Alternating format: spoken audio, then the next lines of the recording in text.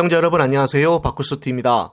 소영길 전 대표는 국민의힘 윤리위가 결정한 태영호 최고의 당원권 정지 3개월은 자신이 직접 만나 들었다는 이진복 수석의 말을 부인하는 거짓말의 대가로 총선 출마 기회를 보장해준 것이라는 의심이 든다며 철저한 수사가 필요하다고 했습니다. 송 전 대표는 사건의 최종 수혜자 윤통영에 대한 수사가 불가피하다며 대한민국 헌법상 대통령은 내란 외란의 죄를 제외하고는 재직 중에 형사상 소출을 하지 않는다고 되어 있으나 수사가 금지된 것은 아니다라며 이미 시민단체가 태영호, 이진복 등을 직권남용죄로 공수처에 고발을 했다고 주장했습니다.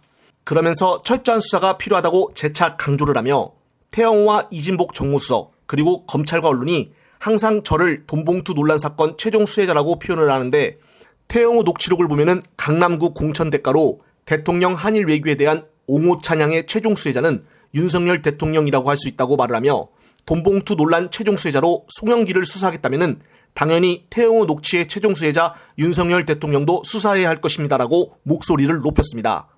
지금 계속적으로 민주당 당원들 특히 이재명 대표와 가까운 의원들만 편파 수사하는 것이 눈에 뻔히 보이는데 민주당도 송 대표처럼 당당하게 맞서 대응을 해야 한다는 목소리가 높아지고 있습니다.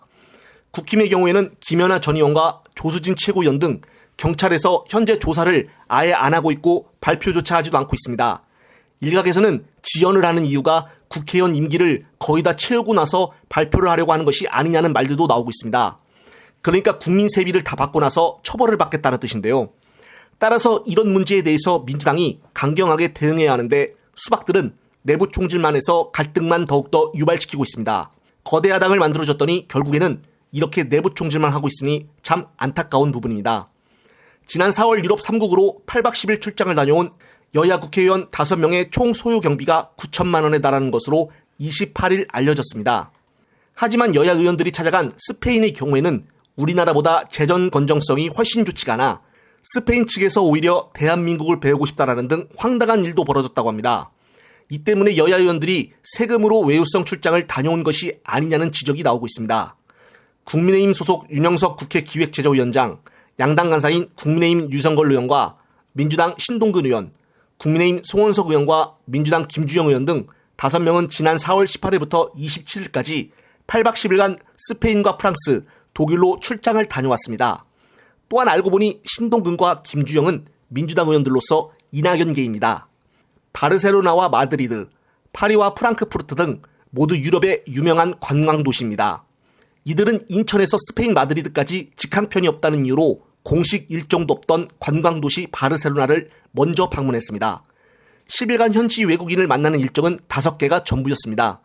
그러나 정작 국회 기재위는 이달 15일 유럽 출장 이후 처음 열리는 법안회의에서 재정준칙 안건은 맨 끝으로 순번에 배치를 하여 논의조차 하지 않았다고 합니다. 6월 국회 논의 일정도 불투명하다고 전해져 있습니다.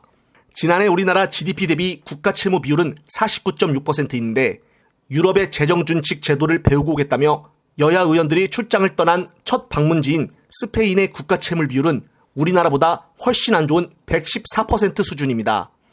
이 때문에 이들의 유럽 출장 사실이 알려지자 정치권에서는 스페인처럼 빚더미 앉은 국가에 가서 뭘 보고 배워왔다는 것이냐는 비판이 제기되고 있습니다. 정말 기가 막힌 상황인데요.